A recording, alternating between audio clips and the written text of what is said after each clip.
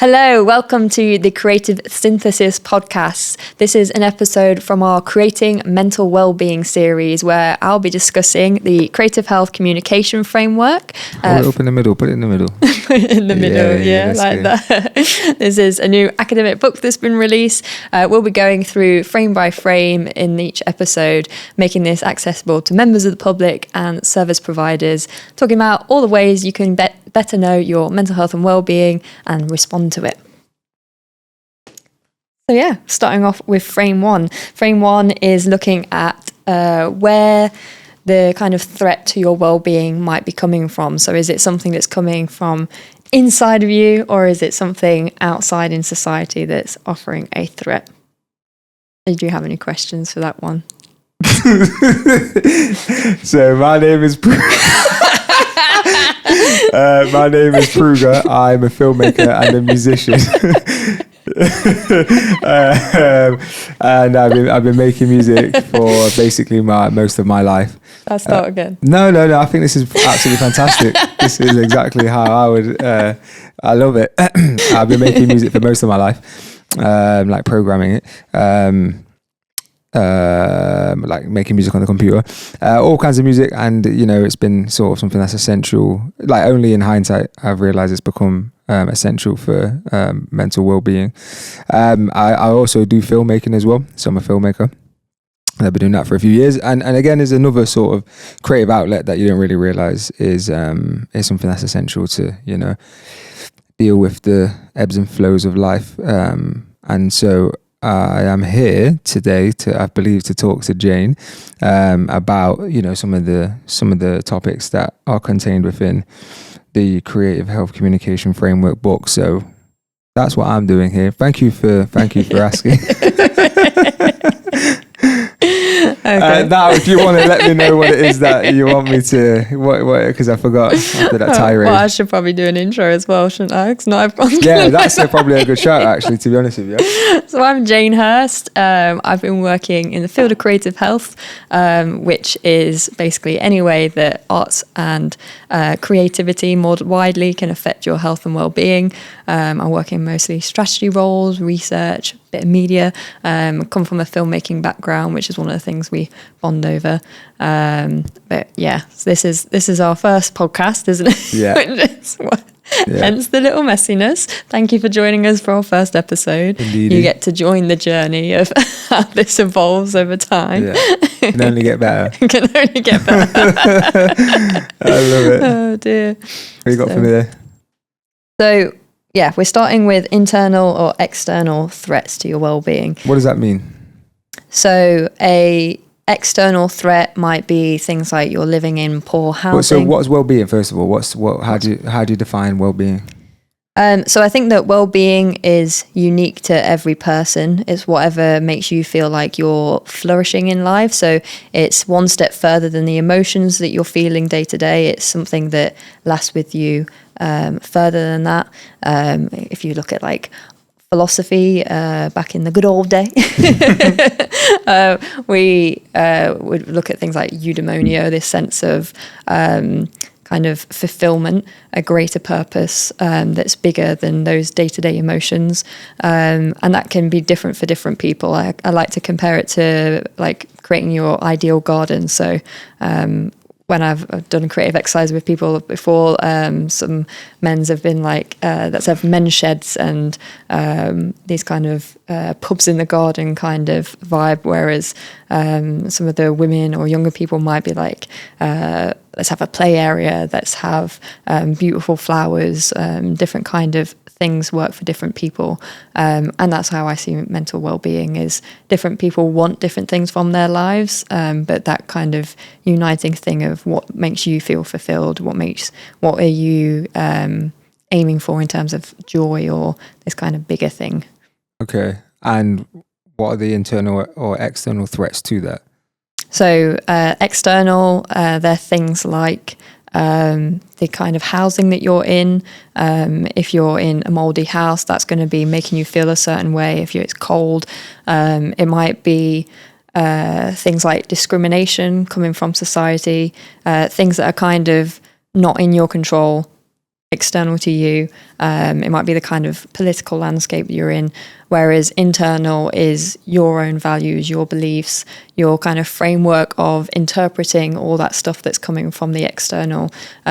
So if you see like the external is the burden that you're having to deal with, and then the internal is shaping the degree to which you're affected by each of those things. That's how I understand it anyway. Okay.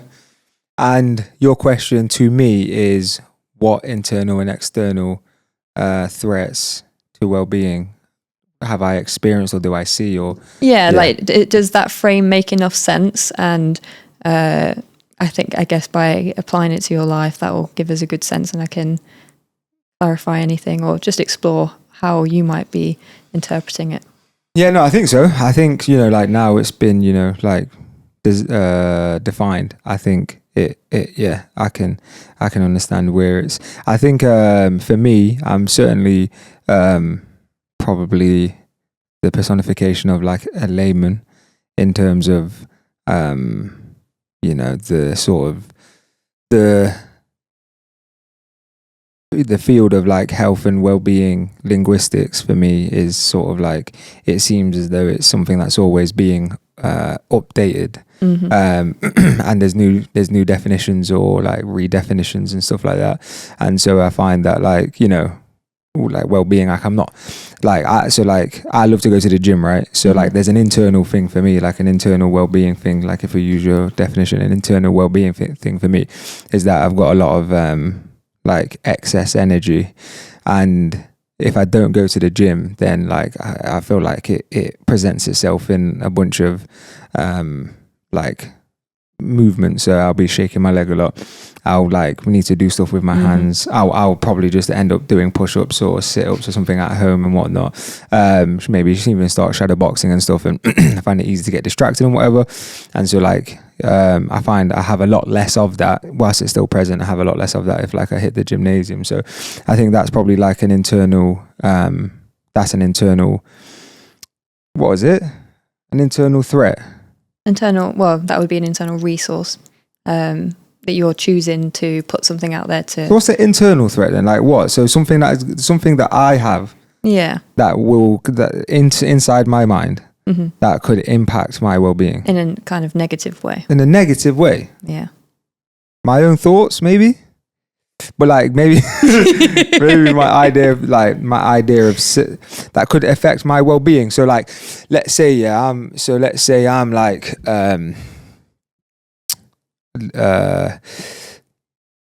so let's say right then I have self-image, and my self-image doesn't match up to my external image. So like I want to be in like better shape, let's say, right? So I want to I want to be stronger, I want to look strong, I want to appear strong as well. My want for that not marrying up to my physiological disposition, that could lead me to be over the course of my life to be like, I'm unhappy with this, and that could present itself in all different kinds of ways, right? And so to combat that, I hit the gymnasium. Yeah. And I do, and like I try to stay pretty strict with my diet and whatever. So that's a threat, but I feel like most of my internal threats are just like me knowing that I can do more and achieve more, and then maybe not actioning them is where like it becomes a threat if the idea is not married up with action. Yeah. An external. Oh, do you want to know what I see as an external threat, or do you want what? Yeah. I don't have to though. You can. Do you know what I'm saying? If you want to jump in. Yeah, no. So I was thinking the stuff you were saying about the gym. What I think is really interesting is when in this book, I was reading it back today ahead of the podcast, and one of the things it was said as an external threat was physical body, and I thought, strictly speaking, if I've got a disability that I have no control over, it is in that external threat. External threat? If you got a physical disability? If it's something that you can't control, it's not something that's within your own kind of mental landscape that you're creating. It's not something that you're like, something like your self-image or your kind of perspective on how you're reading the world, your values, they're all coming from within you. You have the power to change them. But yeah, kind of building on that, as I was reflecting, being like, well, there are a lot of things to do with the physical body that do start from the internal, right? And what about, for example, you have a bad diet, right? So you have a diet that like irritates your gut. Mm-hmm. And, you know, I think from, you know, what I've observed peripherally, I believe like having a really unhealthy diet, it's like people get stool transplants, right? Like if they've got a bad stool or whatever, like they've just got an unhealthy gut, they have a stool transplant, and apparently like it helps a lot. You know, it rewires the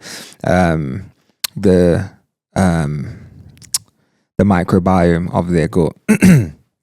And there is a direct gut brain connection, right? Like if you've got a bit of an like an upset stomach, kind of feels a bit debilitating, doesn't it? And so like, what would that be considered then? Would that be considered an internal or an external thing? Because like, you know, you're taking things externally, internally, and you're doing it to yourself.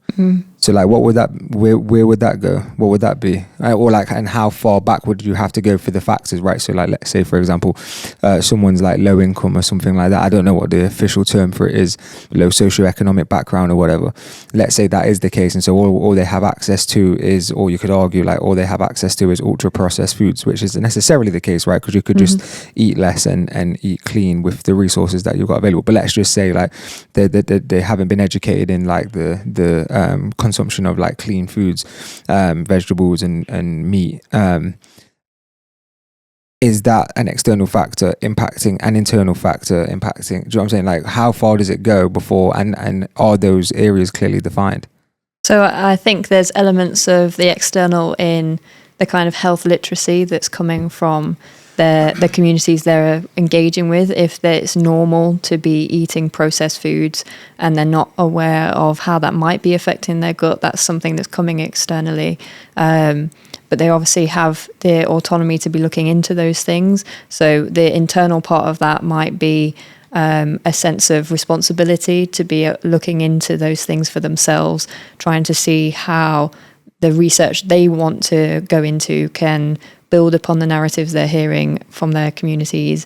It might be kind of finding stuff that either agrees with or disagrees with in like statistical, not in like factual terms, trying to plan something around a diet. So, for example, we went on keto.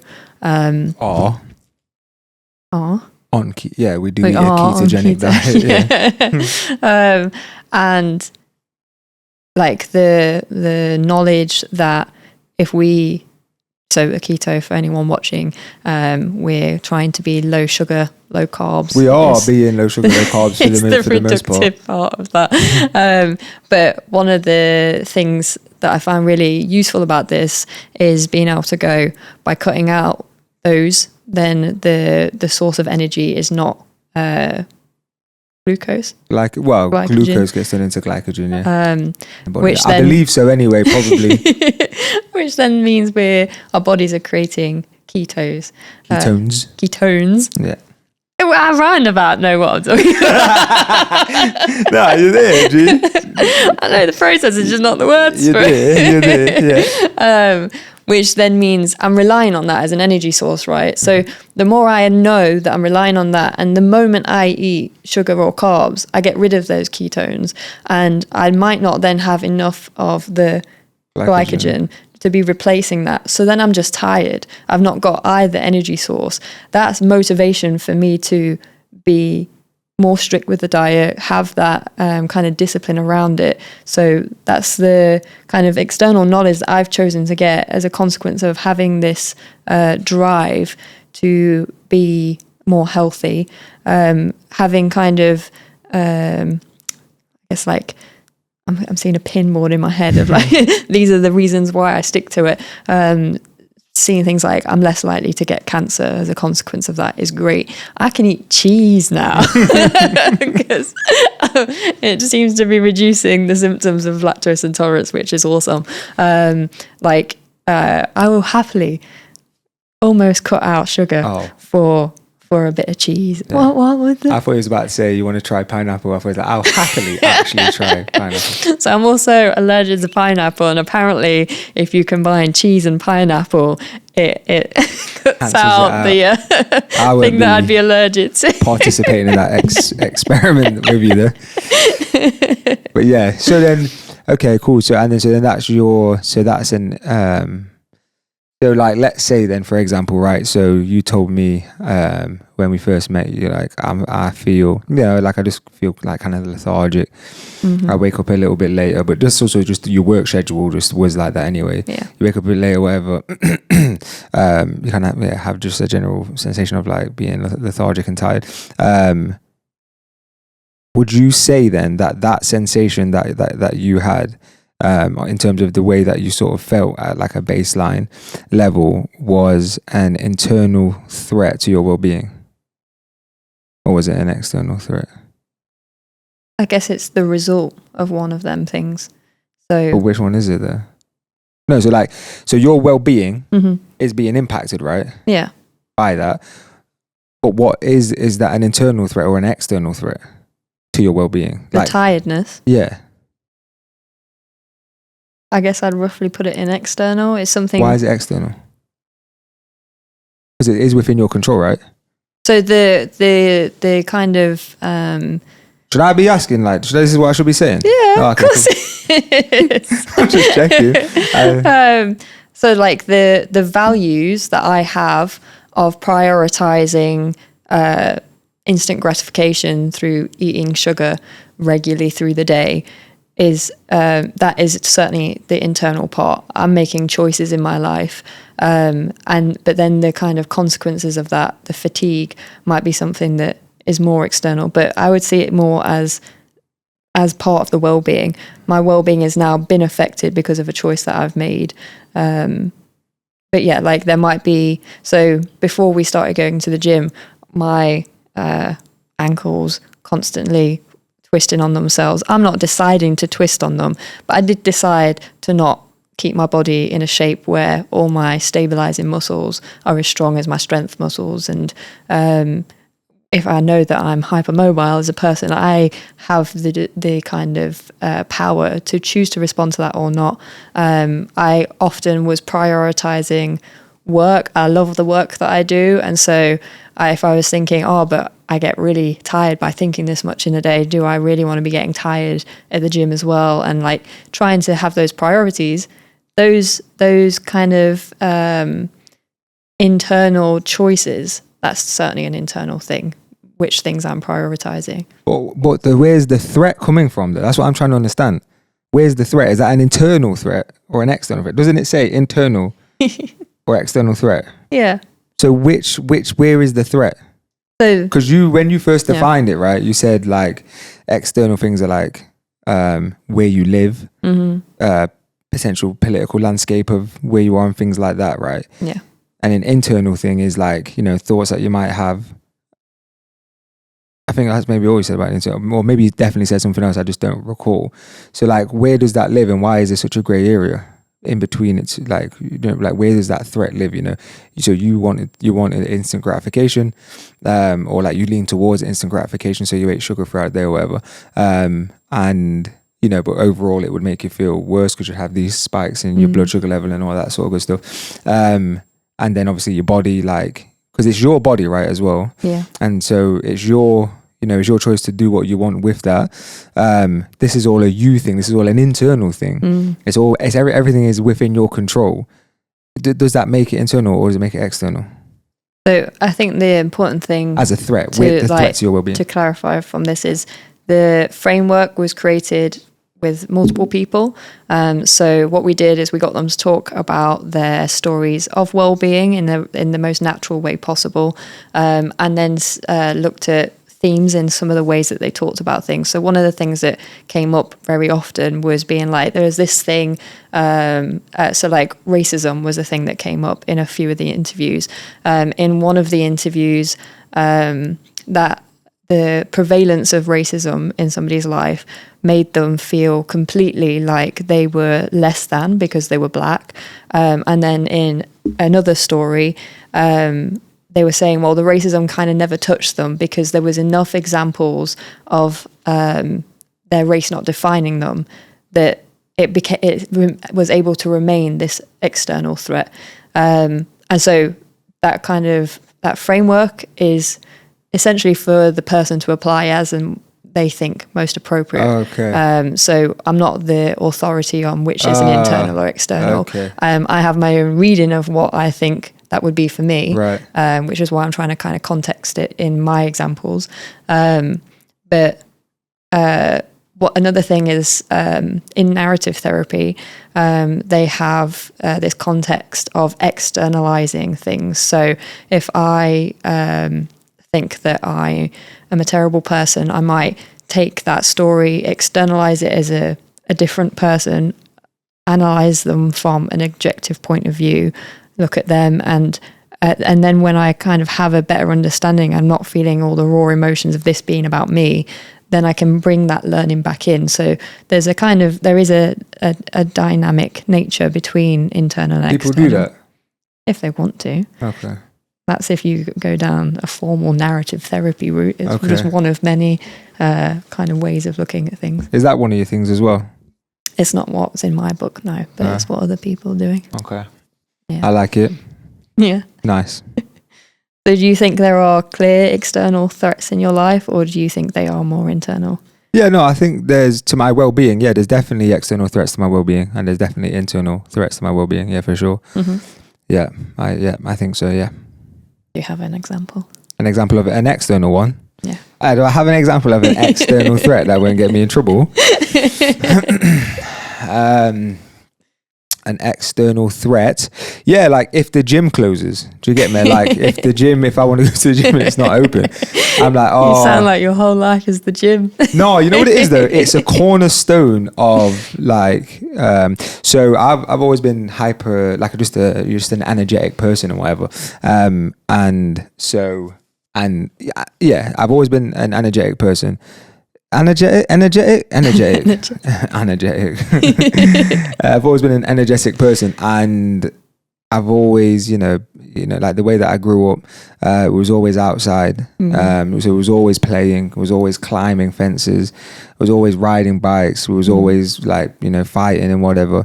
And so you was just always kind of, doing like from the ages of like 0 to like 14, 15 or whatever. And then obviously you got PE at school and all that sort of stuff. And so like, you get into adult life and that sort of chills out, like that becomes much less of a thing. And like, unless you go to sports college or whatever, or you regularly play sports and I don't get wrong, I went to the gym like from the ages of like 15 and 14 to like kind of throughout my entire life, really, more here, less there, etc., but the most consistent has been like the last 5 years or whatnot. And I've just realized that one of the requirements for me to be functioning at my, peak is that, I have to do a very vigorous workout in the morning. That is what it's just a requirement for me to exist. And it probably will always be a requirement for me to exist, like in the way in which I want to exist, and that I'm comfortable existing. And so, and I get it. I guess it does sound like that, but I think, there's some people that like, so for example, an external threat to me, I'd say, is like having to socialize with new people, and even just people that I love, having to socialize with them too much. That's an external threat to me, right? As we're an external threat to somebody else, maybe not getting to socialize enough with people and whatnot. We've experienced that. And so for a lot of people, the cornerstone of them being able to exist in their best form is going to be to regularly, socialize with people. And so, they may be like, I just can't go there without speaking to my mom or my brother or my friend or my friend group or whatever it may be. So yeah, gym is not, I'm not a gym rat. I'm not like, I'm just going to be the flipping, you know what I'm saying? But it's like, I need to go there and I need to, worship this idea of like self-discipline, and potentially even a little bit of self-flagellation, because I, that gets me in a place where I'm responsible. I'm embracing voluntary like hardship, and I'm like testing myself every day. So like it's a good benchmark for if I'm just if I'm out of 100 days, if 75 of those days, so 100 days that I go to the gym, if 75 of those days I'm super tired and I still go to the gym, then, after those 100 days, I know that like, even if I'm really tired, I can still achieve a certain level of, a performance within the day, whether that's physical or psychological, and all of the other responsibilities that come along with that as well. And so it ends up, being the cornerstone of like, maybe a smaller or larger cornerstone of a bunch of different, ideas and philosophies that you might have, or like principles of like and ways of thinking. So yeah, it's much less about just to your comment about it seems like your life is about the gym. It isn't necessarily that. It's just what all of it, the confirmation that it provides to the principles that I hold make it so necessary. And so yeah, long story short, not being able to go to the gym would be an external threat to my well-being, because it impacts a lot of different things. You mentioned that kind of embracing pain as part of that process. Is that something you want to talk us a bit more about? Yeah. So I'd say that's not embracing not embracing voluntary pain is a threat to my well-being, because in life you're guaranteed pain. So you're guaranteed pain in a bunch of different ways, right? You can have an argument with one of your friends, and that could be a painful experience. Could create discomfort. I think it. Maybe a lot of so maybe more discomfort than pain. I mean, just recently I've been in quite a bit of pain at the gym because I got a few injuries, and I still go to the gym and I still do everything I gotta do. But I think maybe like replace the pain for like discomfort. So some voluntary discomfort, right? Arguing with your friend or your family member. Some level of discomfort there, and that might be involuntary because you might have went to go and see them and want to have a good time, but now you're uncomfortable. Having a difficult conversation at work, a level of discomfort that you might not have volunteered for on the day, but it's presented itself to you. So me personally, I think if you can pick out these moments where you consistently volunteer yourself to be uncomfortable, and be comfortable in that place of being uncomfortable, then it builds up on a long enough time scale. It builds up this incredible amount of resilience to where you find yourself in a place where you're like doing a lot of things that you didn't think you'd be able to do, and you're achieving a lot of things that you wouldn't originally have thought you were going to be able to achieve, because you're able to thrive in a place of being uncomfortable. But with that being said, you may very well, let's say for example, like where that could be negative is you could find yourself in, let's just say, like a relationship where like the majority of the time that you're in a relationship, like you find yourself in a level of discomfort, and so you could be at the receiving end of abuse or whatever, and think like, well, I've just got to be comfortable in this thing, and it's like, well, there is no positives, there is no upside to that, right?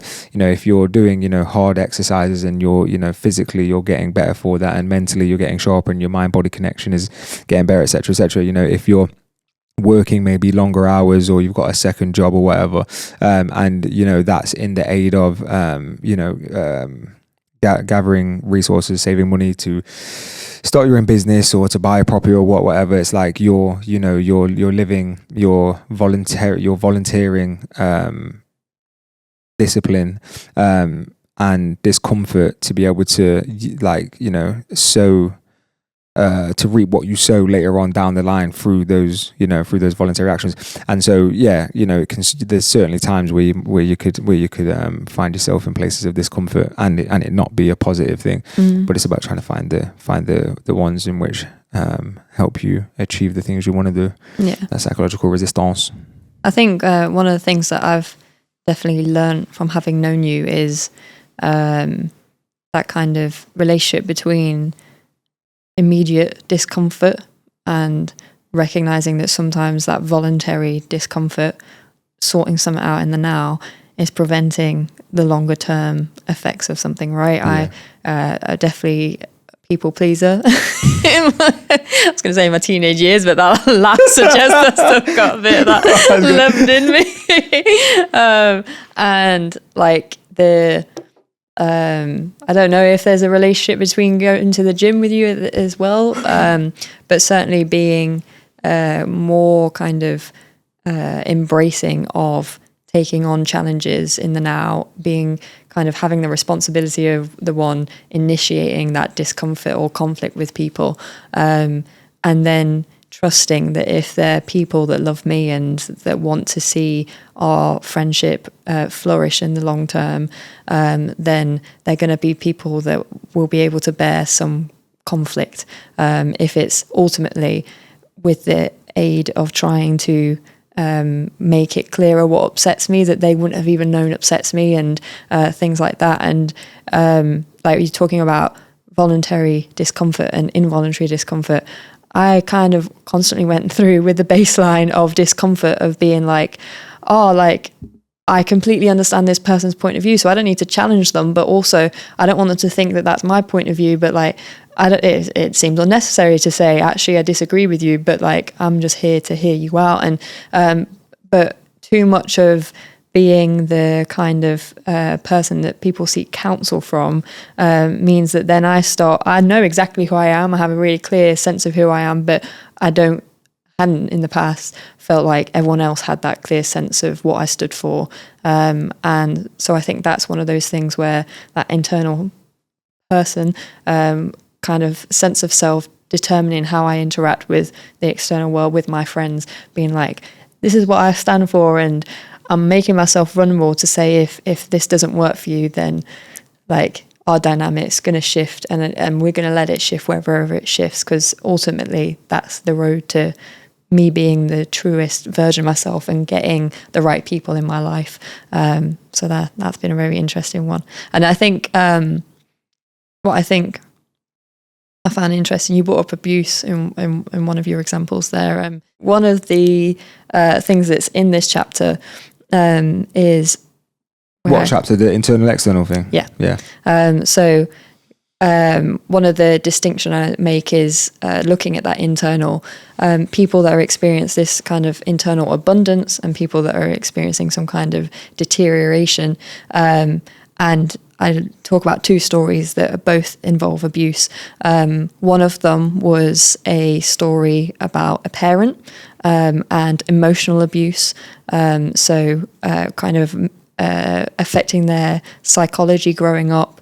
And one of the things they said was you kind of end up feeling mad. You kind of feel like everything this person is saying about you that you once knew wasn't true starts being internalized. You starting to doubt your own thoughts and feelings about yourself, and so that becomes it started off as an external threat, that parent and the kind of abuse that was coming from them, but it became internalized, and that was like their subjective assessment on it. That was their assessment on it. And then in another story, there was another person whose parent again was abusive, but this was sexual abuse. Oh no. And their story was really fascinating because they were saying that they actually felt like they grew from this experience. They called it post-traumatic growth, I think it was. I think I remember maybe mentioning this. Yeah. And they were saying like, they were being hyperbolic and said, if I was to see my abuser, I'd actually thank them because it's given me the tools to really help other people. It's given me insight. It's given me a way of navigating social situations, having tried to keep that secret for years. And so they really didn't feel like this external abuse was ever, well, at that point in time in their adulthood, had been kind of internalized in an important way. Okay. Not what you...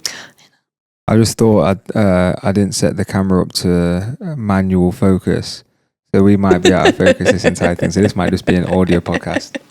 That's fine. And so, if you're looking at this and you're seeing no visuals, you'll know what happened here. So apologies. We'll give an audio description of a nice red light and green light. I love that. And so then that person then who, you know, said that, you know, post-traumatic growth or whatever it is, how did they describe? So obviously there was an external threat to their well-being, that, you know, something that was out of their control and that they was like subjected to. And then, and then I guess that's it really then, in terms of that's what. So I guess what was really important from their story was they were a very reflective person, and they said to themselves that, like you were saying, they wanted principles that led their life. They didn't want this external thing to be the thing that defined them. So they created those internal values, and a lot of the external things that weren't working in their life, like they were in a career that was very profitable but wasn't very fulfilling, so they moved to something more fulfilling. Lots of kind of short-term negative impacts of making that decision, but knowing that in the long run it was going to be great for them and has now turned into a great life for them. That kind of foresight and willingness to go into those like short-term pain and discomfort for this overall guiding principle was really important for them. So going back to the example where they internalized the experience, what they found was when they grew up and became a parent themselves, that dynamic between parent and child shifted for them, because now they were the person in charge of affecting their child's life.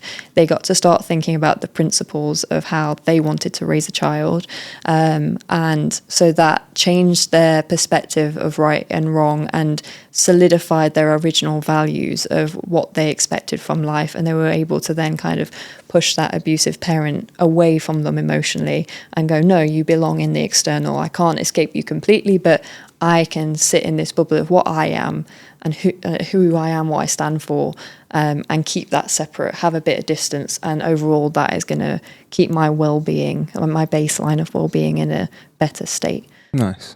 Yeah. That's cool. Does sound like it defined them though. Yeah. Yeah. How so? Because they said that if they ever saw that person, they'll go and thank them. This was the person with the happier scenario. Yeah, they're like, because obviously the definition of. Yeah, because they also fingered as well, didn't they? They also took like, they sort of not took accountability, but there's like, this is what happened and I will be stronger for it. Do you know what I'm saying? They sort of took accountability for their own, like, you know, I was subject to this. And here's the thing, right, is that people always say stuff like, you know, something bad's happened to me, I won't let it define me, and these are a bunch of actions that I'm going to take off the back of it. Well, that is defining you, but we are defined by our you know, our easiest of challenges and our most difficult of challenges as well, right? But I think like it's a bit of a power sort of statement, like or a positive reinforcing statement to say like, I won't let this define me. It's like if it's changing the way, you know, if it's impacting how you raise children, it is defining you, right? If it changes how you look at the world, it is defining. If it helps you build guiding principles in life, it is defining you. But I think probably, I'm not going to let this define me in a negative way. You know what I'm saying? Maybe that's what you meant. I don't know. Maybe that's what you said, and I misheard you. But yeah, cool. What you got for me then? Unless I feel like we've been speaking about that for ages, isn't it? Probably, maybe. Yeah. So I guess one of the other things that comes up in the chapter is looking at the difference between clear wrongdoing and more complex wrongdoing. So if I go back in what chapter? In this chapter, the internal, external. Wow, thing. this is going to be a whole podcast on one thing. Yeah. Didn't you have lots of things written down? Didn't you have lots of different points written down? Yeah, we've made our way through most of them. Have we actually? Yeah. Oh, amazing. So this is just flowing naturally. This is just flowing naturally. Sorry, I thought I was it's almost like we planned it. I thought I was like really veering us off. Maybe you're just doing such a good job. I didn't even know you were weaving it all in. Wow. Yeah. Look, I'm watching a master at work, obviously. Go on and talk to me. What's the other? So clear wrongdoing and complex wrongdoing. So if we go back to that example of racism experienced by the two different people, if we use the abuse example as well, that having a distinct boundary between the individual and the threat. So the person who was experiencing racism but was just like, they're an idiot, do you know what I'm saying? Like they're someone external to me that has this kind of, that's discriminatory in some way. But you know what? I've got loads of people that love me for who I am, so I'm not going to let it in. Or this person who's experienced abuse and then has gone, you know what? I may be slightly defined by it, but it's not the only thing that defines me. There's the thing that made it possible for them to create that barrier between self and other is a really clear sense of wrongdoing. The way that they described their stories was that this is what happened. I knew from the onset that this was their problem. I just happened to be kind of victim to it, or the experience of it just happened to be something that was being brought to my life. But it wasn't because it was me. There wasn't anything special about me that meant that this happened. I just happened to be the person that fulfilled one of the criteria that they were kind of looking for in that thing. That clearness of it is one of the things that allows something to remain externalized. Whereas something that's a bit more complicated, so in the experience of emotional abuse, that that's starting to go, oh, maybe they are seeing something about me that I'm not seeing. Maybe I need to start listening to their opinion. Maybe this isn't emotional abuse. Maybe I am the bad person that they're saying and I do deserve all of this. That complexity of how it's been interpreted means that the external is able to start penetrating our internal sense of self, the narrative that we're having inside of ourselves, the kind of values we have of how people are allowed to treat us, how we have to behave around them starts getting affected. And same in the experience of racism, where there was a much more, a higher prevalence of racism that they were experiencing. They didn't really have that counter voice saying that black people weren't lower than everyone else, that they weren't some kind of caricature. Being brought up in that environment made it much harder to not internalize that sense of being less than, because there wasn't the kind of counter narrative. And that person in particular said that the moment that changed was they went to university, they did some kind of sociology modules, and it started opening their eyes up to all these different kind of theories on how racism comes about, how sexism comes about, the kind of different like tribes of people and what causes us to be discriminative to one another, and that helped them to do that externalizing. So yeah, do you have any questions about the kind of clear, complex point of view? No, I think it makes sense. Contextually, it makes a lot of sense as well. And yeah, I guess, it makes sense. Yeah. I think one of the things that I found really interesting about why I found it important to include that in the chapter was why did you find it important to include that in the chapter? is sometimes I think that people can be going through difficulties in life, and they're feeling the heaviness of it very loudly, but they go, I've not really got anything to point towards that this is the thing, this is the traumatic event that's gone on in my life.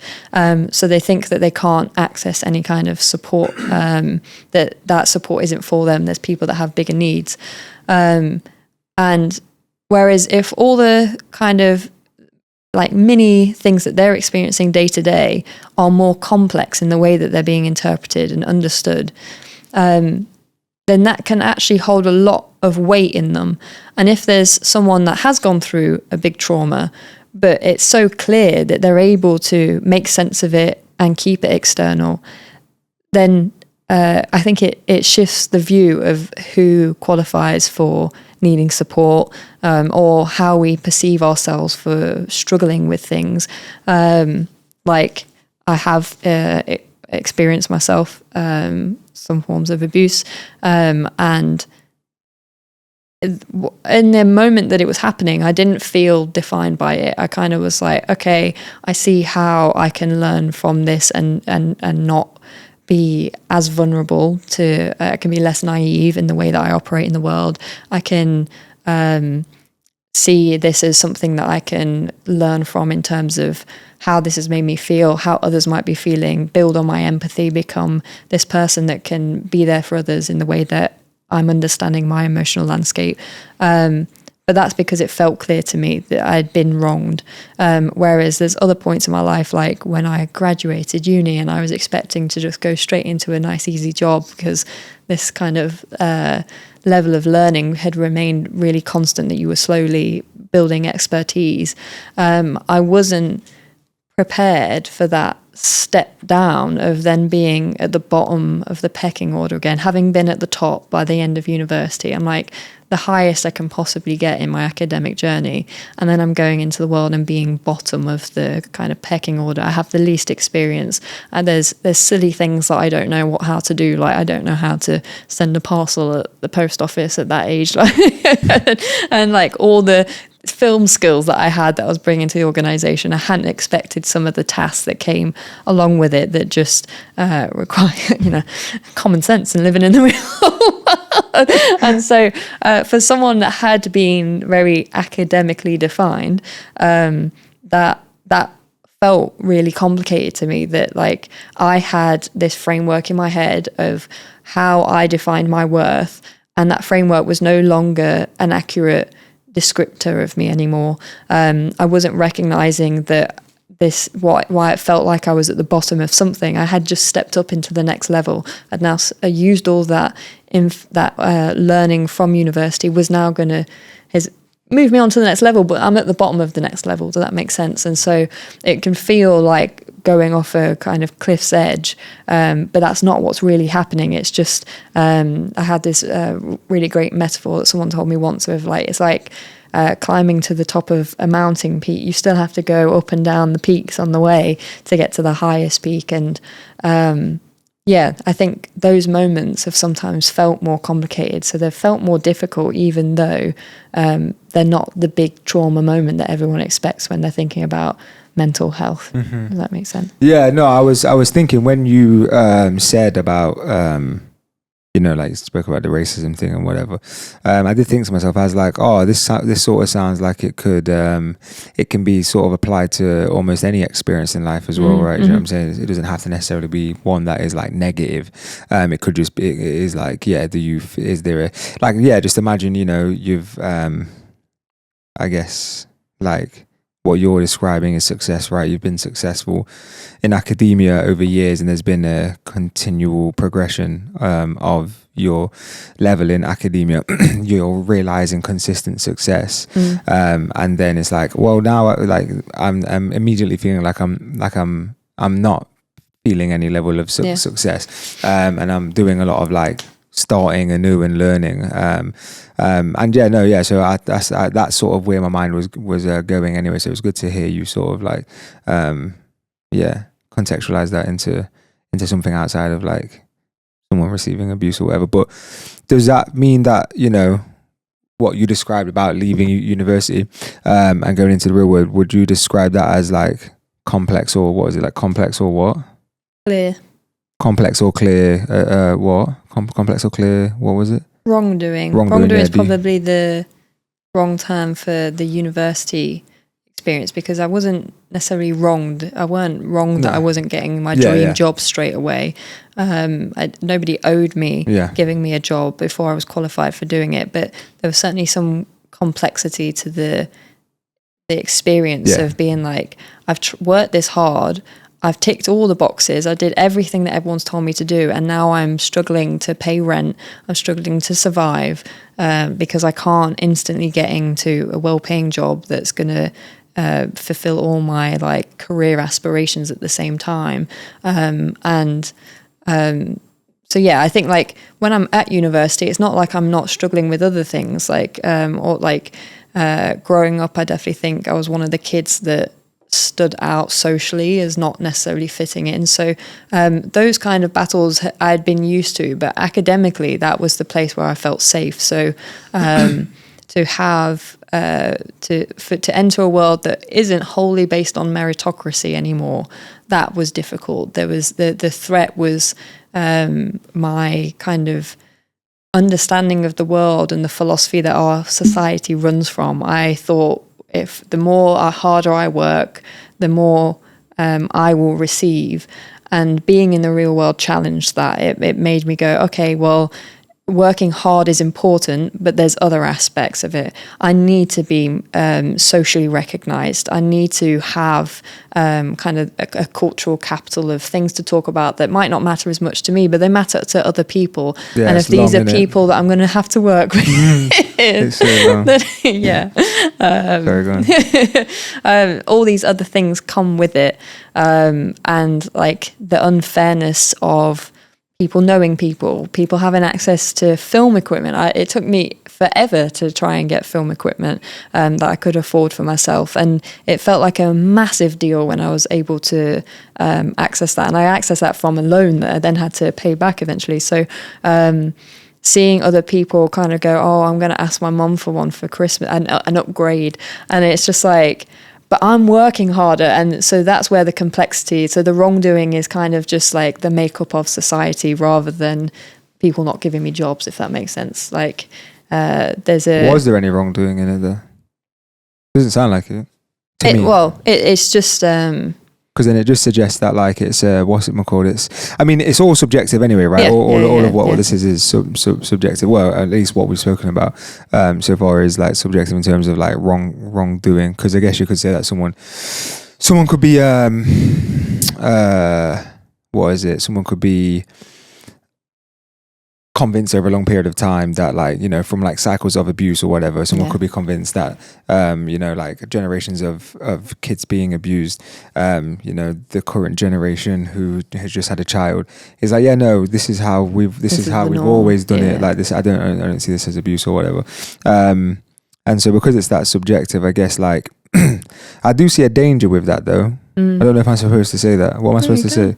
Okay. I do see a danger with that though, right? Is that like, because like so wrongdoing for me has to be really explicit, right? Which is there any is there intention to it?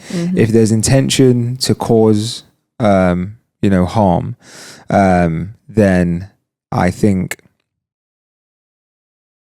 if like the primary intention is to cause harm, then, you know, that's not cool, right? Yeah. But then like it brings up the question of like, you know, free speech. It's like if my intention is to speak freely, someone might be harmed in the process, but it's not the intention. My intention is to exercise, you know, my right to think and to speak freely. But that might, you know, impact someone in that. But, you know, I want you to feel free to, you know, speak freely as well, because I want to hear your thoughts freely as well.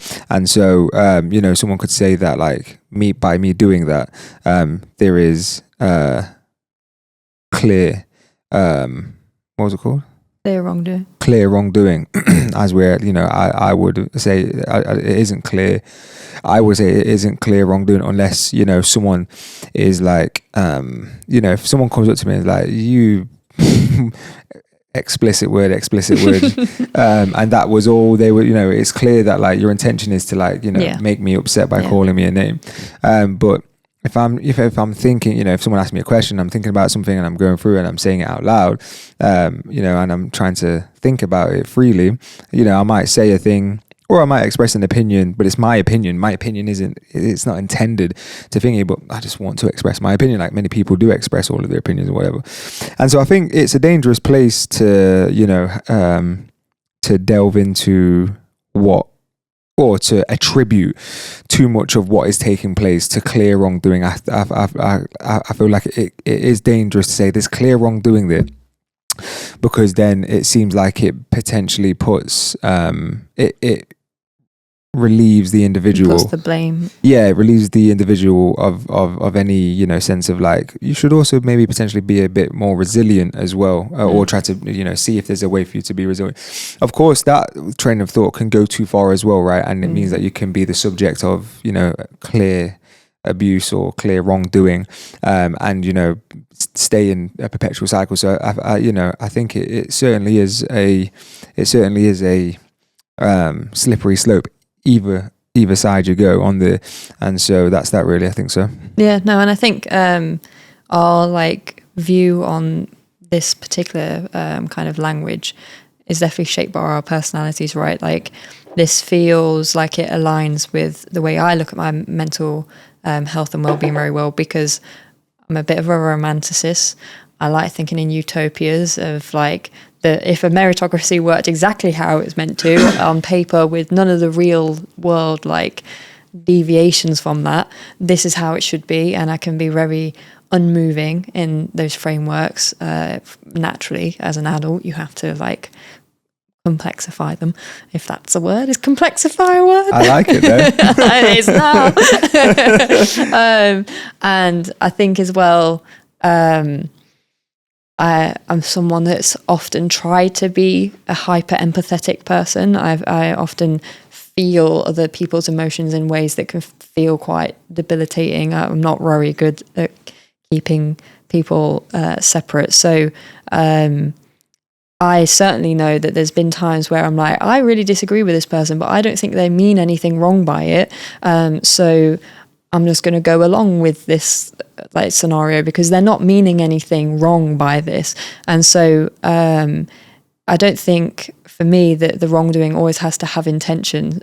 Sometimes it's the language for me is more about how I get to go, okay, this might not be clear wrongdoing that they're intentionally trying to have, but I feel wronged. I feel like I'm now in a compromised position where I'm in a context that I don't want to be in, or I'm agreeing to something that doesn't sit well with my values, and I want that spurring me on to have action. Mm-hmm. And if I get stuck in this place of trying to make the person an enemy before I'm allowed to respond to it because that discomfort, then there's been years where I've just not really let people know where I'm at. And it can be really tiny things where then when I tell them, and I'm like, this is 4 years worth of like me feeling like it's too late to talk about this now. They're like, yeah, that's a really simple change. I don't really mind that at all. Yeah. Some of that wrongdoing is how it's being perceived. Yeah. But I'd certainly think there is dangers to that. I think that one of the things that I found really interesting about this, and it will be something that we touch on more in a different episode, is this idea of the balance between resilience, which is more of this like internal thing, and resourcefulness, which is going, but what are the basic resources we expect as a society? Should I be expecting free healthcare? Should I be expecting free education? I think that a good society has a nice balance of the two. We don't want people to get so used to being handed things that we have, personally speaking, my politics, lots of governmental control to the point where I don't have to take responsibility for anything in my life. Just because I've got free healthcare doesn't mean that I shouldn't be trying to avoid getting to a state where I'm putting my heart at pressure, putting my lungs at pressure. Nice segue into creative health. If I could just sing a little bit each day and improve my lungs, then I can choose to have that personal responsibility to go, if I'm feeling a certain way, I can blame the world, or I can say, I also have some responsibility for this. But there are researchers who look at it from the other angle, that go, sometimes we're encouraged so much in the UK to take personal responsibility. Some people will feel that more than others. it means that in times of like financial struggle in a country, you're more likely to hear that this is your responsibility now. We've not got the resources to offer you. And then starting to think about how if you let too many things break down in society, you are seeing these massive inequalities in what people are experiencing day to day, the kind of burdens that they're having to put up with. So some people might be very resilient people, but they've got this like horrific amount of things that they're having to deal with every single day. Trying to compare them and saying that they're still failing in comparison to someone that's got everything and has this really low resilience, but doesn't need to have high resilience because they're not having to battle much. Being able to recognize that comparing those two people and saying that the more resilient person that has more to be resilient against is failing, I think is an injustice. Yeah, I don't know, I don't. I think, so yeah, sure, absolutely. I think like I get the premise, but I don't know because, so like I've got a friend I love very much. I think he's fantastic, super hardworking, and he's earned everything. He's earned everything that he's got. And he's just a legend out here. And I remember like, I was thinking about, so like he grew up in like middle class, maybe upper middle class. I remember he grew up in this like lovely house. And I remember like when we were younger and we would go to like a different area or whatever as kids on the bus, we would drive past, like on the bus, we would go past his house. I always remember thinking like, it'd be mad to kind of know someone that lives in one of these houses, because like I couldn't even imagine knowing anyone that lives in a house coming from a proper like council estate, as you could probably tell from my accent. And then I went to college, and I met my man, and he lived in one of them houses, and I was like, "Whoa, dude!" I was like, "That's where you live? That's mad." I've seen that like so many times in my life. And he's like down to earth in his sound or whatever. And you could argue that like maybe the most difficult thing for him was that like or someone like that is that their parents got divorced, right? Or maybe they're battling with the mundane, the idea of just being just another regular schmegular person with nothing particularly special about you, and my childhood was tumultuous, and it was full of just it was just a wild west, like you would see so much violence and you was exposed to just so much at a young age, like all the time, and things could go from being very peaceful to very violent and very hectic and crazy very very quickly, and you hear about your friends getting stabbed and all this sort of good stuff and whatever. And so I always, that was always in my mind as well, because in my class at college, I was the only person, like I wasn't the only person that came from a Kansas state, but I was the only person that was sort of involved in the, in the life of that. I think there's maybe one or two other guys that came from a Kansas state, but they were just like sort of alternative rock guys. So they kind of just, was with their like friends, just chilling, not really doing anything like that or whatever. And so like I thought to myself, I was like, like the majority of these people are like middle class or whatever, or just above work class, whatever. And like hearing, their perspectives and just listening to them and talking to them or whatever, I kind of come to this realization that one of their parents getting divorced might have been the most difficult thing for them. And for me, it's like, well, first of all, like I've got a terrible relationship with my dad. I don't even speak to him. I haven't spoke to him for the last 9 years, and before that it's been sporadic, and it's just left in a very bad way, etc., and whatever. And like so I come from like a broken home, right? And there's that sort of just standard level of discomfort on a cancer state coming from a broken home, and all of the rest of all of the madness that goes on and whatever. And you could argue, do you know what I'm saying, that it certainly molded me to who I am. I see the dangers, I see the joy in life, etc., because of it. But would I ever want that for my kid? Absolutely not. I'd want a much more stable and like chill life for my kid and whatnot.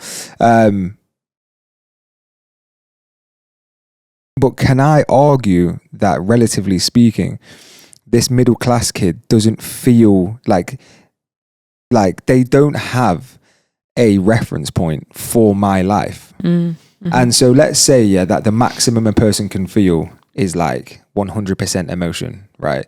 My 100% emotion comes from like something crazy that happened on my council estate, right? Or something that, you know, like just living in like poverty and whatever and this, that and the other. And theirs comes from just like this idea of just being mundane and unseen and whatever. Both things are hitting 100%, right? I don't, you know, I can't see a way if I look at it holistically and take my own feelings out of it. I can't see a way that there's necessarily an injustice there. Do you know what I'm saying? Because like they didn't ask to be born where they're born. I didn't ask to be born where I'm born. The cards were dealt, and that's where it's at. I can't argue that there's like an injustice there. Do you know what I'm saying? Like I'd love to say, you know, and I'm sure I'd get lots of people on my side, you know, like, you know, the kind of people that like want to fight for injustices and whatever, or like differences in, you know, where people are at and stuff, and you know, people being marginalized or whatever it might be. But I just can't, you know, like objectively, did I have to potentially face more challenges on a day-to-day? Yeah, sure. There's no doubt about it. Would I want that for my kid? No. Would I want a more mundane life? Yes. But was your life as difficult? Like, I don't know. So I'm not living it. If you tell me that you strongly felt a baseline sense of whatever it is, and this is the worst thing that ever happened to you and whatever, and it's like, yeah, I guess, like, you know, same but different. And so I don't know if there's an injustice, because that's kind of the way that the entire world is as well, right? Is no one is born, like, we're all born equal, you know, but no one is born in the same environment, and no one's entitled to be born in the same environment. No one chooses to be born in a particular environment. We are all, you know, subject to the world and the way in which it works. And I don't think there's ever been a place I don't think there's ever been a place ever that's ever existed with humans where there isn't a level of, you know, someone has more and someone has less. And that's just, and there isn't, I don't think there's a place in nature where, you know, like, I don't know. Maybe it should be looked into, like in terms of like a beehive. Maybe they should just be tracking the bees and see if there's more bees that just on average be doing more a day, and ones that be doing less a day. I think that would be interesting just to see, you know, what's going on with that. Like, is there, like, you know what I'm saying? What am I talking about? I don't know, but that's what I don't know. I just don't know if there's an injustice. I don't know if I can say there's an injustice. So let me just back it to you, and let's get this looked into.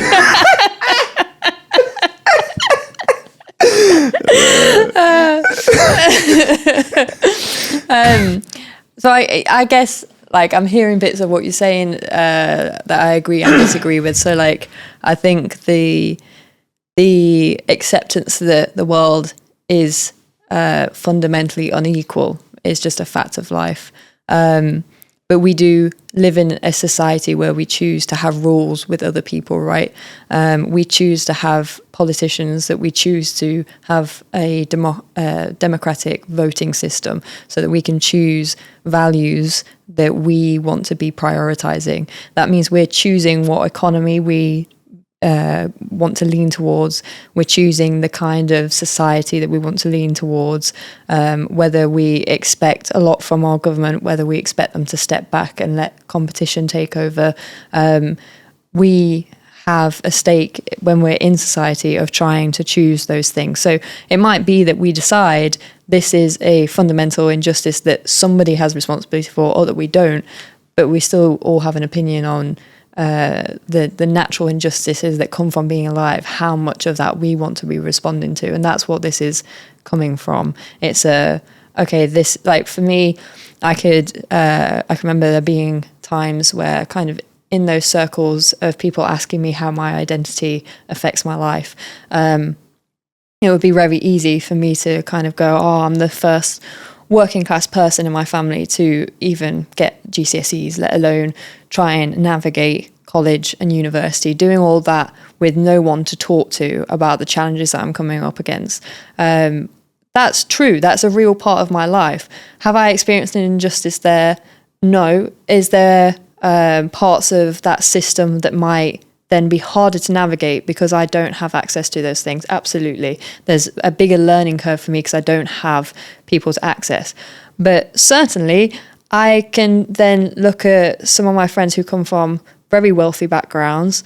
And if I think historically, I can think of examples where I could see that the way my parents raised me, where they always told me they were proud of me, they always told me I could be whatever I wanted to be, that whatever I wanted from my life was the most important thing.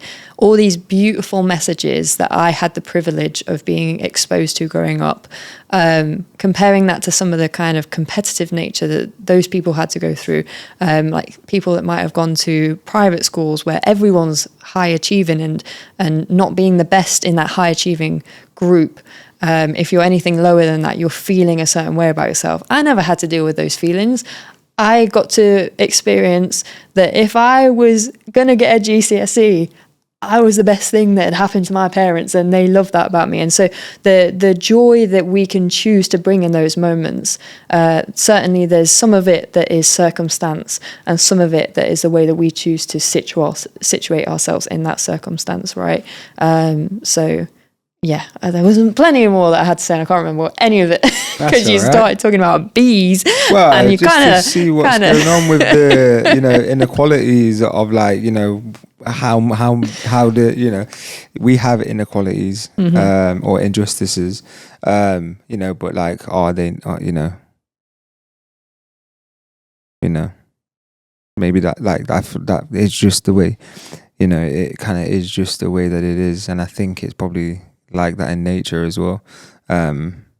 Some lion cubs get eaten by other lions, and some other lion cubs will never get eaten by other lions. You know what I'm saying? Like it isn't fair. Was it you that was telling me about? No, it's not you that was telling me about it. I heard it online. It don't matter. But yeah, so I think so I think something that is important to probably like clear up here is that every child should be entitled to an education for free. I feel like I'm happy to pay my taxes to make sure that every kid in this country that is a British citizen or whatever, like, is here. Like, that is a qualification to be. Is that right? You got to be a British citizen to be able to. You have some kind of semi-permanent residency. Yeah. Do you know what I'm saying? Like, they're official. It's official tissue, and I think they should be entitled. Like, I mean, every kid in the world should be entitled to like a formal education, provided by the government or otherwise. If you can afford private education or whatever, there's no doubt about that. And I think every child. As well, like, definitely every child should be entitled to free healthcare as well until they become an adult and whatever, and free dental care and whatever until they become an adult. Like, I think that's like the cornerstone of, like, that looks to me like a country that believes in its people, and wants to do best for its people. I also believe as well that every country should have a sovereign wealth fund as well, and I think that's an injustice, is that, if there's a country that has natural resources, even if it doesn't have natural resources, right? So, like, if we take like Ireland, they are like an offshore tax haven, I think, right? So I think like Apple's headquarters are there or something like that. I think so. The European headquarters, I believe, are posted in Ireland or whatever.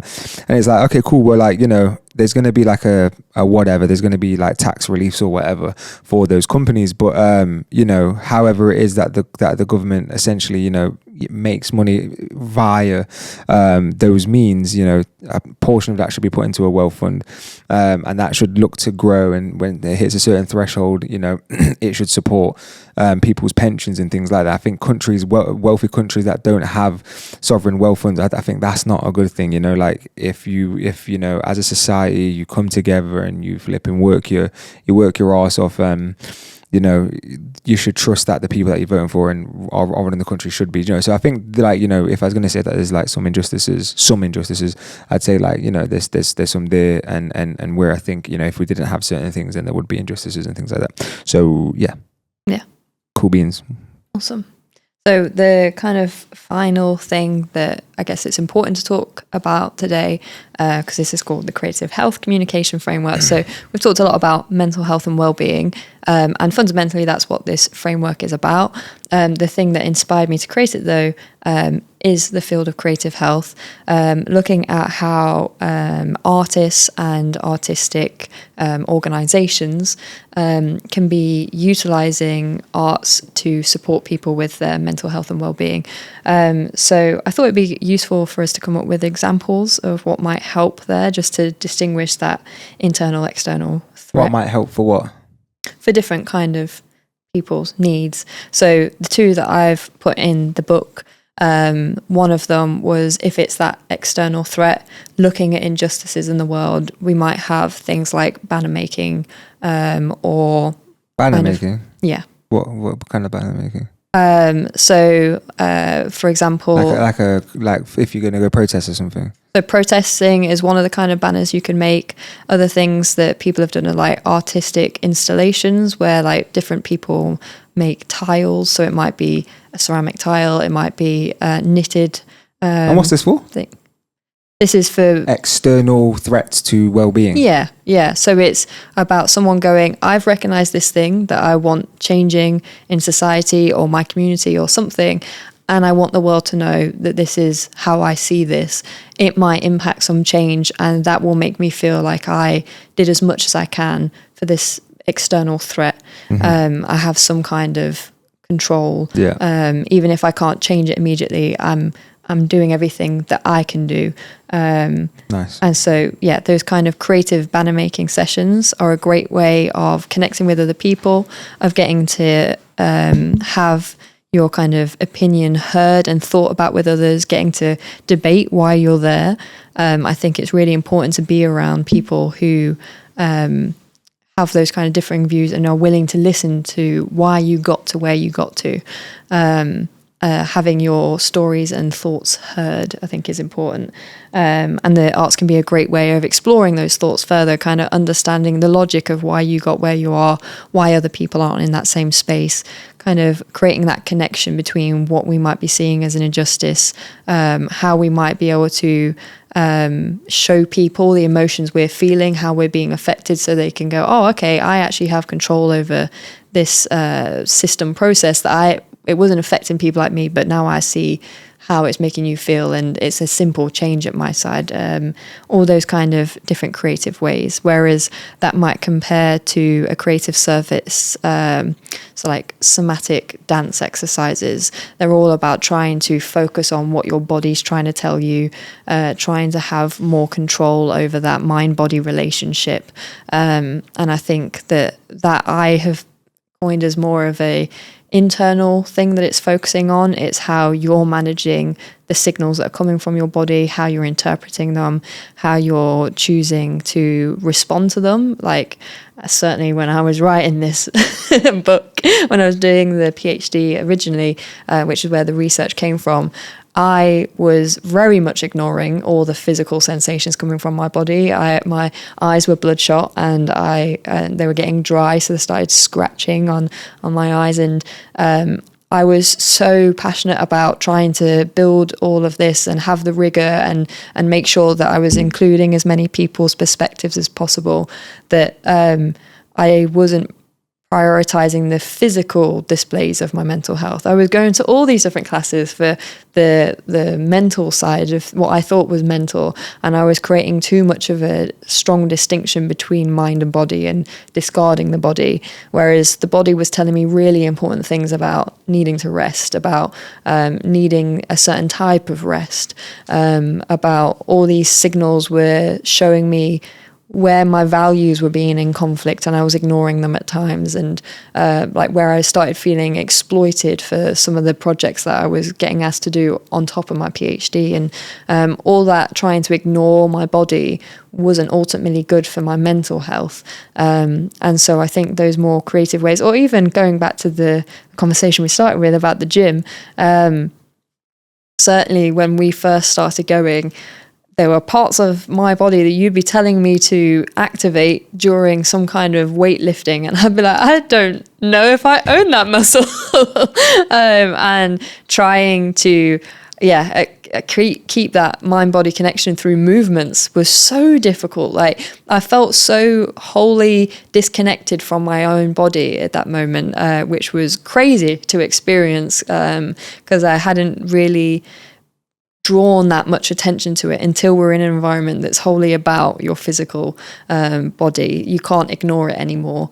And one of the things that I really love as a consequence of going is I feel like my mind body is stronger in so many different ways. I think I'm starting to get better at verbalizing what is going on. Still learning. No, you're doing good. I think you're doing good. You're smashing it. Yeah. Yeah. Thank you. That's right. But also then I think there's physical progress being made, right? Like I had a hip problem for a long time, and that felt like something outside of my control. But if I sort out my ankles and then my knees, and I sort out running in correct form and walking in correct form, and recognizing what's going on with the rest of my body that's making me put so much pressure on my hip, and trying to like take that excitement, paying attention. You could say that the gym is the non-arts version of how we've been kind of. See, I mean, because this is what I was thinking, like when I, listening to your points and trying to take it to like a place of creative hope. So I'd say that for me, so like if I talk about internally, right, if to like manage, to manage my internal like threats to my well-being, it is certainly all essentially art based. There's probably three parts to it, right? It's so artistically, I'll make music, I'll produce music, because it puts me in this really meditative space where like music has become sort of an automated thing. Like I'm not necessarily thinking too much whilst I'm doing it. I'm still experimenting, whatever, but like I find like myself like 2 hours later being like, oh, that's kind of flown by, and I'll be replaying conversations in my mind, and I'll be thinking about things that has transpired throughout the day and whatever. And so it's this sort of decompression thing, and I didn't realize for a long time that because I remember looking back at my life, like maybe when I was maybe 27 or something like that, and I remember thinking like, oh, if I didn't have music, I'd probably have murked myself off. Because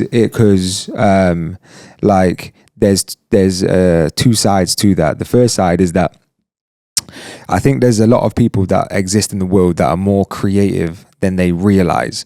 They've just never practiced expressing it through any sort of medium, or maybe they've not had the confidence to even try it, right? So there's a bunch of people who want to try to be creative. Like I spoke to a bunch of my friends, like my brother in Charlie, right? He's proper creative, right? But when he talks to me about like my music, he's like, oh, you should do this. I'm like, but there's a lot of people who just be like, "Meh," and it's like, that's not actually good. But you always say it should sound like that song, and it's like, but when someone who doesn't necessarily understand the language of music production is able to tell you, and articulate it pretty well, it's like, oh, okay, like you have an ear for it, but you just don't have a medium to be able to think and whatever. And like I've got a friend as well, and it's the same sort of thing. And it's like you have these creative people who have never done it, and when they talk about it, you can tell that there's this sense of like a void.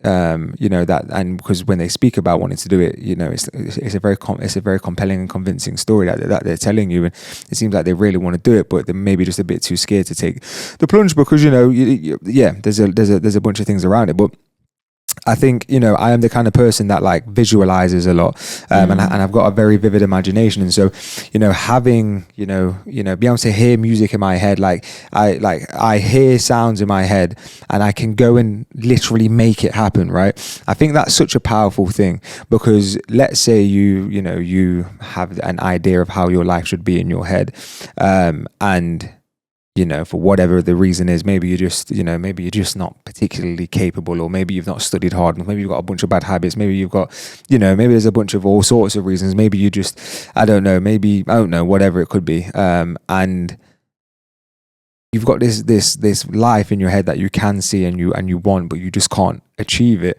That could, manifest itself into all different kinds of things as well, right? And then you sort of get fed up and you're like, well, what's the point then?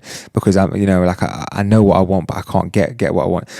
Making music or like being creative is such an easy and small way to be able to manifest an idea into reality, and then to be able to infect people with that as well, right? You can show them your art and be like, how do you feel about this kind of thing? And I did that, and this is me. This is a labor of my love, and like this was inside my mind. This didn't exist prior to me doing this right now, and that is, I believe that to be quite powerful, and there's people that don't have that, and so they don't ever get to realize that power. And so I think thinking about who I am, I think I'm certainly the kind of person that if I weren't able to meditate in that, because I can't just sit and do nothing, I've always got to be doing something. And so if I didn't have that, the opportunity to meditate in those moments, it'd be hell inside my head. And if I weren't able to realize my ideas, that would be hell as well, but that's two creative things, from trying to look after one's internal well-being or whatever.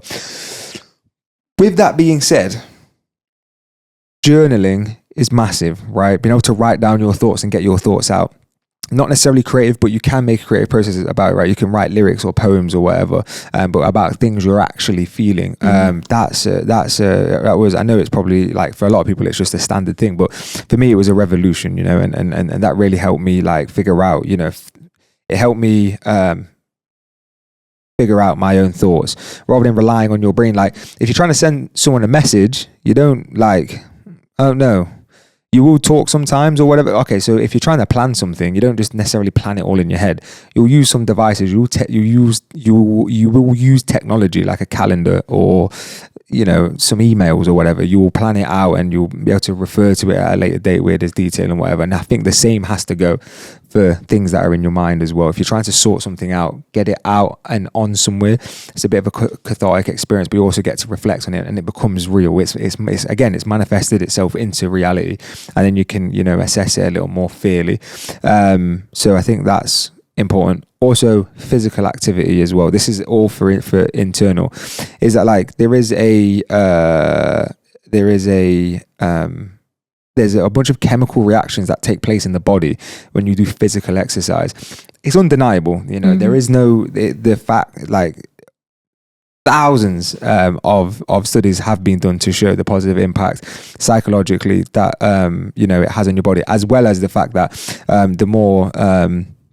the more muscle mass a human has later on into I think it's 60s and 70s, it reduces all-cause mortality by a crazy number, right? And that's just making sure you stay strong, making sure you keep moving, and making sure you tell your body that there is still a reason to live, right? And you're not wiltering away and whatever.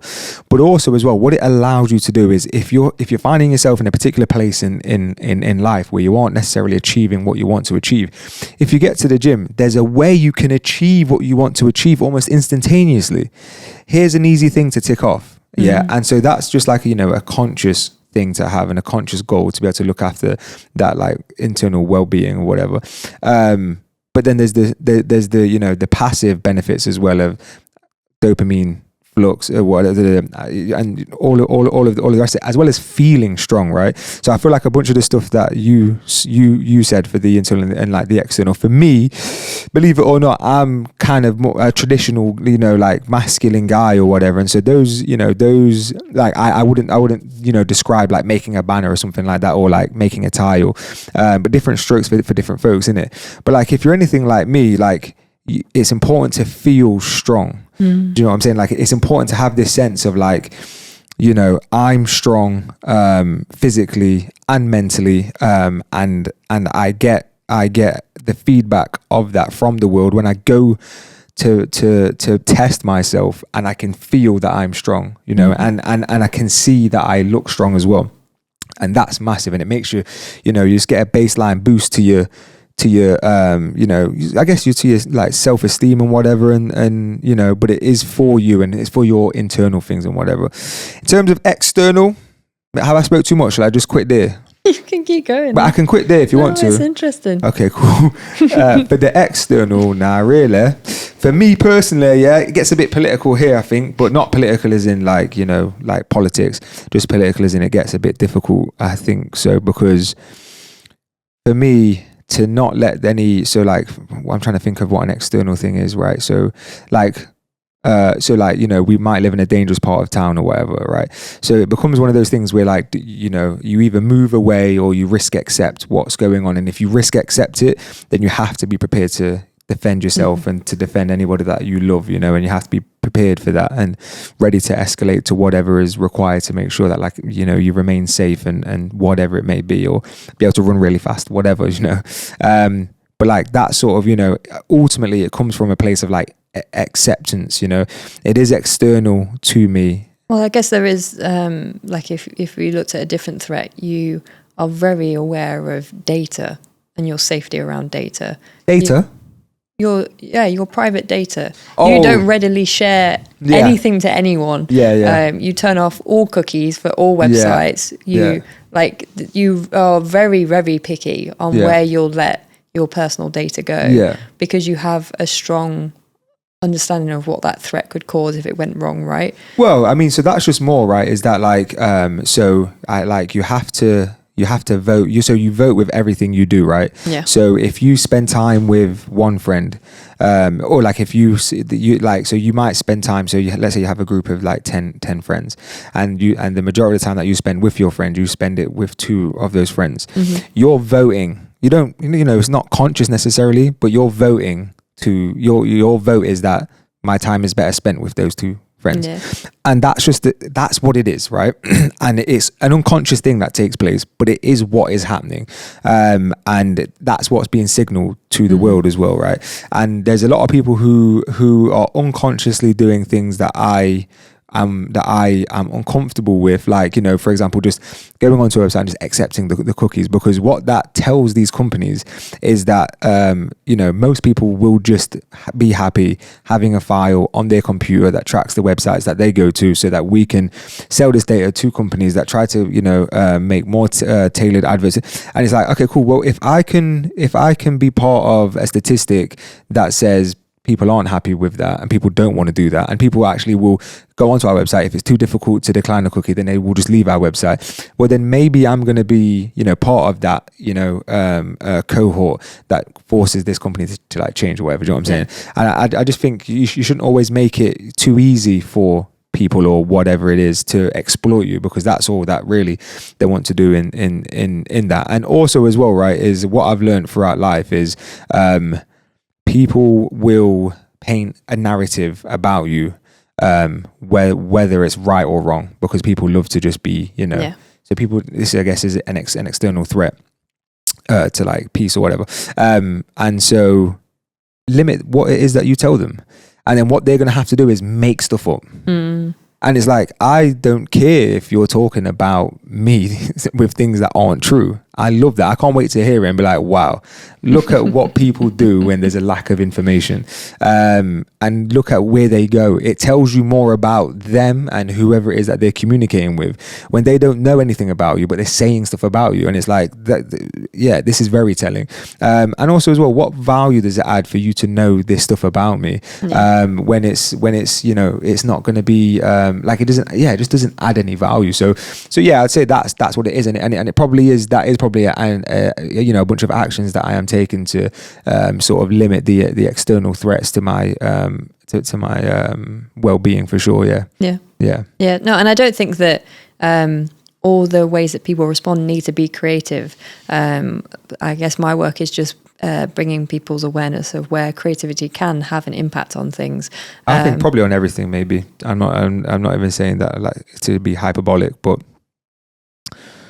bringing an idea into the world and manifesting it into reality is so powerful that I can't really explain it. Do you know what I'm saying? It's something that you really have to do. And if you've ever thought about doing some creative thing, just do it. you know, and just do it consistently. And like over a long enough time scale, you'll be very proud of it, and you'll be very happy that you'll do it, and you'll find a bit of peace there, and you'll find a bit of solitude, and you'll find you'll find potentially you'll find God there as well. Potentially, you never know. So, and maybe you won't find God. Maybe you just find yourself, and maybe that's that. You know, and so yeah, I really, you know, creative health. I didn't realize it was a real thing until I met you, and then you just like, you know, you like had a name for it, and I was like, yeah, that's what I do. Yeah. You know what I'm saying? Like, that is what I've been doing it. Yeah. So yeah, I think it is. Yeah, it can't be understated, but it is though. Yeah. And I think one of the things that's really important to acknowledge is that there's not one right way of doing even the creative side of things. Like you were talking about how physical activity is really important, and the example that was coming in my mind is I used to do a lot of dancing in the hour just before bed, and that was so that I could get sleep without a load of thoughts from the day. It was like I was processing them, and I wasn't thinking about them whilst I was dancing, but it was like in the background I'm having a physical expression of getting the emotions out of my body. But like what was really going on for me is I'm doing a lot of daydreaming in that time. I'm blasting some music in my headphones. I'm letting my body do whatever it wants. It's not particularly physically active, and yeah, this move, my favorite move.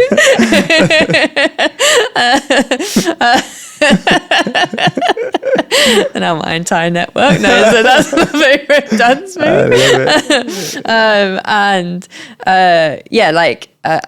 Like you, I'm a very highly visual person, so I would just let music go on, and I was the opposite of what you described. You were saying you do some physical activity to try and understand your strength. What I often did was play songs that made me feel vulnerable or made me feel proud of my vulnerabilities, and I would imagine a world that was softer, because for a moment that just made me go, I don't have to be the problem here, like being and it's not that I didn't think I wasn't strong. I felt like I was strong enough to deal with the world, but sometimes the world just feels like a lot, and it's like if I just imagined a world that was gentle and functioned in a different way for a hot sec, then that that's your word, isn't it? Hot sec. I've been spending too much time with you.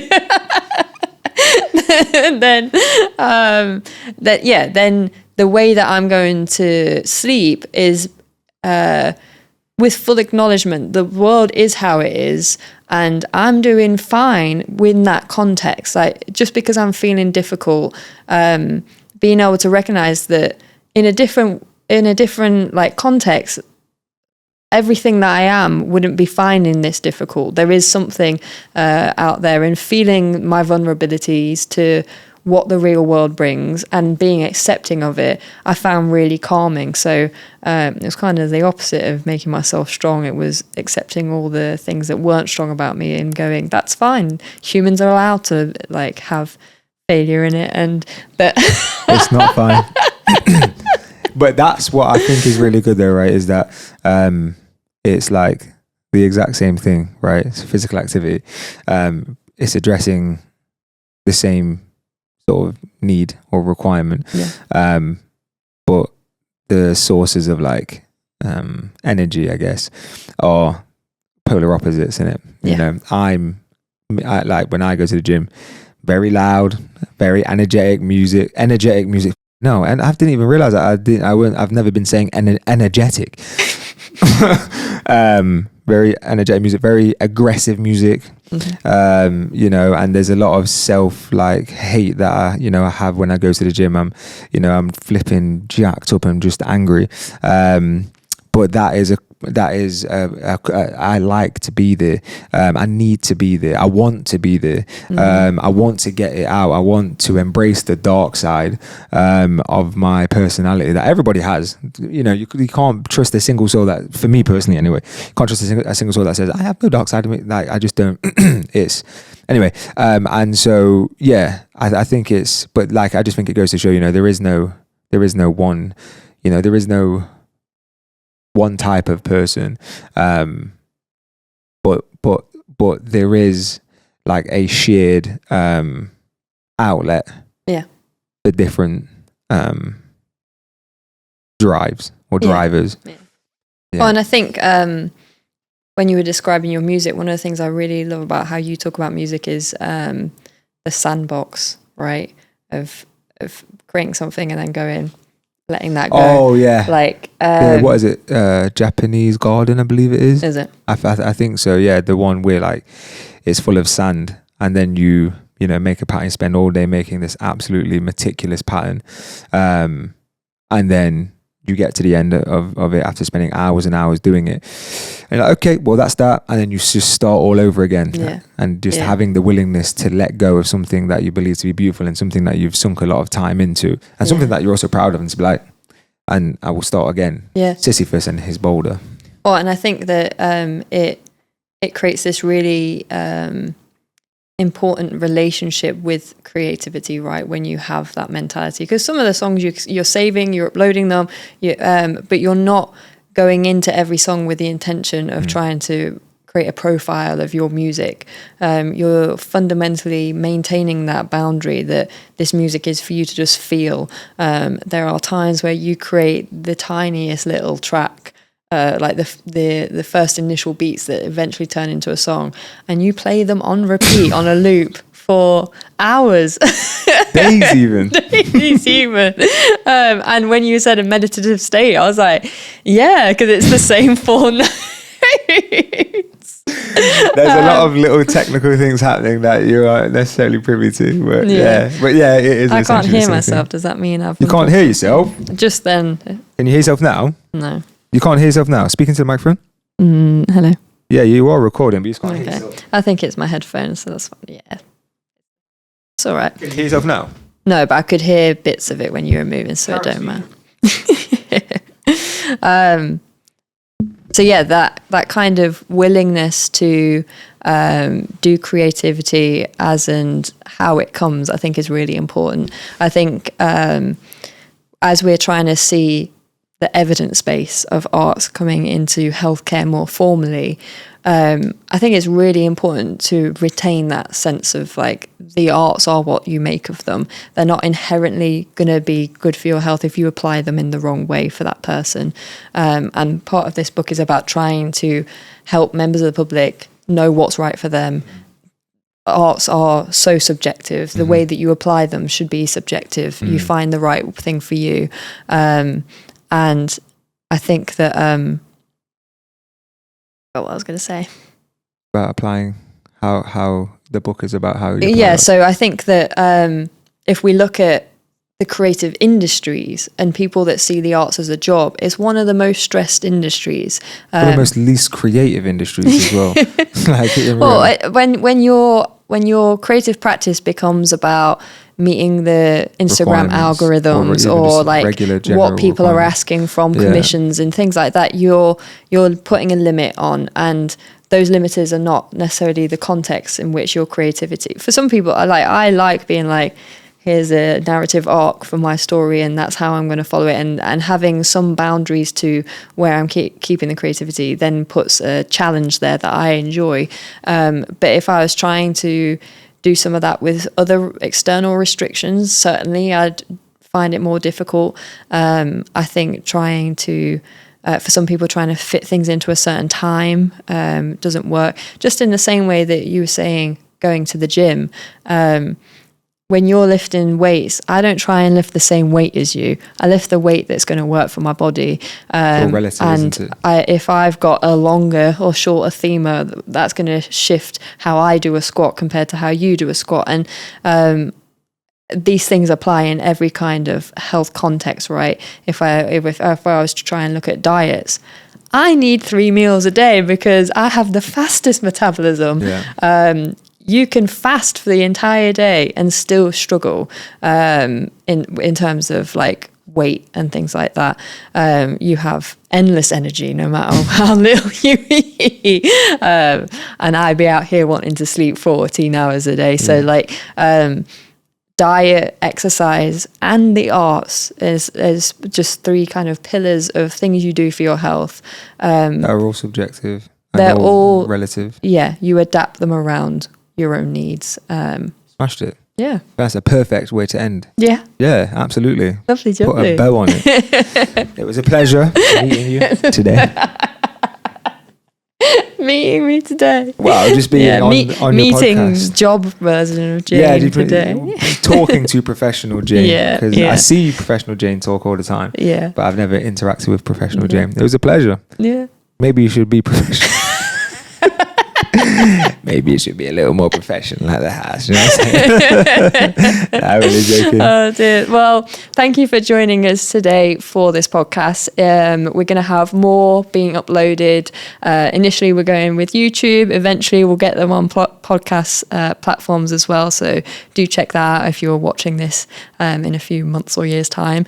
And check out the website for Creative Synthesist. So that is my business where I can help people who are interested in creative health in a more professional sense to help get some of these services set up, known about, promoted so that people can really start accessing them in beautiful ways. Yeah. Thank you for joining us today. The link to the website will come onto the screen now as well. Thank you.